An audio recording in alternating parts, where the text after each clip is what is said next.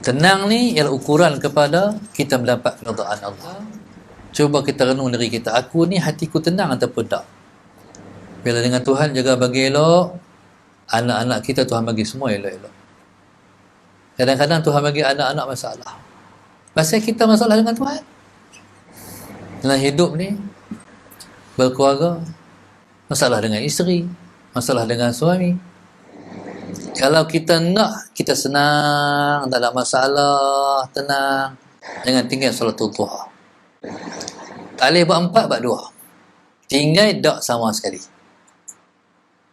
Boleh tak? Ini bukan tolong saya, tolong semua. Tolong diri sendiri. Bila mana kita sempit, sembahyang kita tak khusyuk. Kadang-kadang Allahumma salli ala sayyidina Muhammad, kita protes Tuhan pula. Tu lagi teruk. Kita bantah Tuhan. Pasal apa nasib aku macam ni? Pasal apa nasib aku macam ni? Kadang-kadang. Waktu tu bukan kita makin murah rezeki, makin susah, makin sempit rezeki kita. Subhanallah, Allahumma salli ala sayyidina Muhammad. Jadikan itu suatu yang mendekatkan diri kita kepada Allah. Lepas tu, dalam sehari kita buat kerja ni, istighfar kena banyak. Istighfar kena banyak. Sekurang-kurang kata astaghfirullah 70 kali. Sekurang-kurang kata astaghfirullah. Astaghfirullah ni lagi satu. Dia memudahkan rezeki masuk. Sebab kita dengan Tuhan, kalau kita berdosa dengan Tuhan, rezeki kita payah masuk. Jadi bila mana kita dah diampun oleh Allah Subhanahu Wa Taala, ketika itu cara Allah tunjukkan kita mendapat keridaan Dia, Allah tunjuk melalui rezeki yang masuk kepada kita juga. Allahumma salli ala sayyidina Muhammad. Yang ketiga, yang seterusnya, cara kita nak bangkit, nak mendapat kemurahan rezeki, selawat kena banyak. Jadi saya nak bagi hak pukai terus ini, nak bagi hak yang hak kecil-kecil.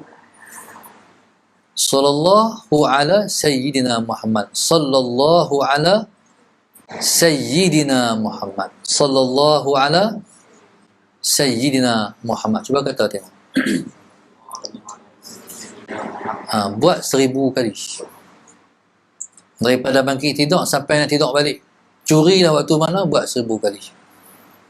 Jadi ketika itu, rezeki kita akan masuk seperti mana sungai yang mengalir tanpa henti. Jadi ketika itu, Allahumma salli ala sayyidina Muhammad, bersedialah untuk mendapat kasih sayang daripada Allah Subhanahu Wa Taala kepada kita, insya-Allah. Kasih sayang Tuhan ni boleh berasa. Kasih sayang Tuhan ni kita boleh rasa. Macam mana satu orang suami kasih pada isterinya, dia rasa kasih isteri kat dia. Begitu juga seorang isteri yang mengasihi suami dia, dia tahu sayang kasih suami kat dia, dia rasa. Rasa ni bukan boleh cerita, rasa. Kita tahu orang kasih kat kita. Kasih sayang Tuhan ni segala-galanya.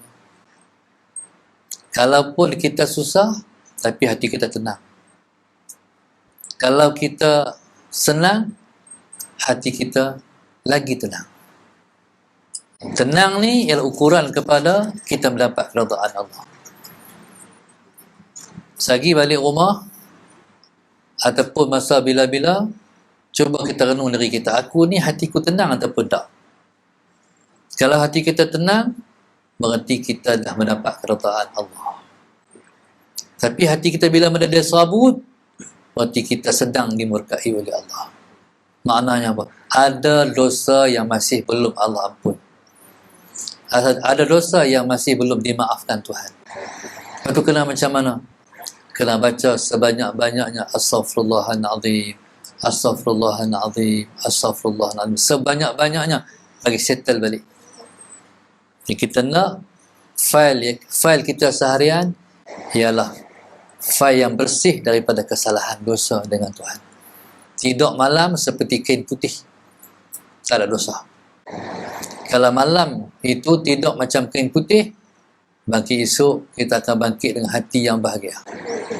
Tapi kalau tidur malam tak seperti kain yang putih, berarti Allahumma salli ala sayyidina Muhammad, Malam itu kadang-kadang kita tidur,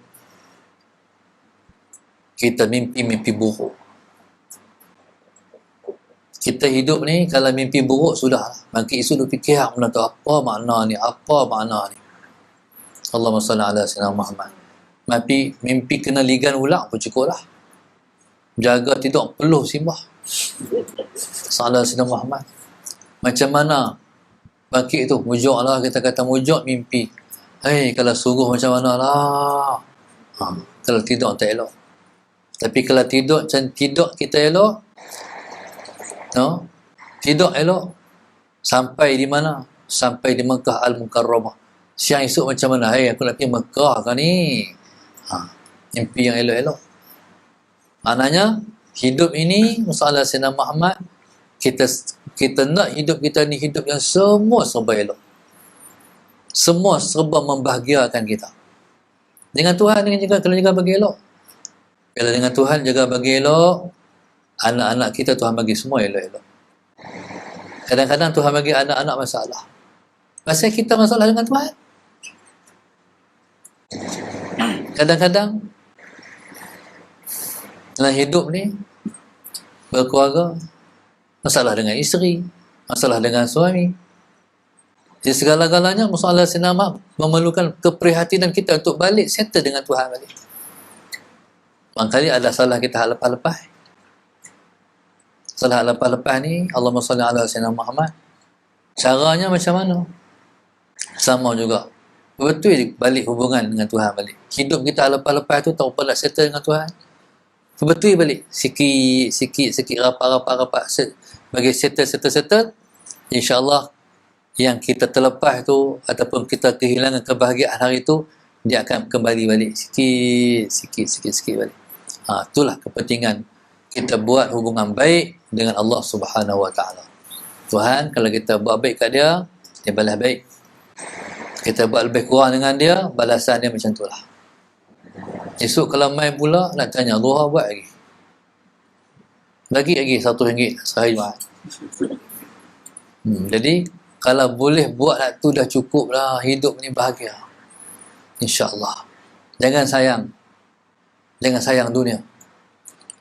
Sayang dunia untuk akhirat. Semua yang kita buat keluar, bukan untuk orang, untuk kita sendiri. Untuk kita bahagia di sana nanti insyaAllah.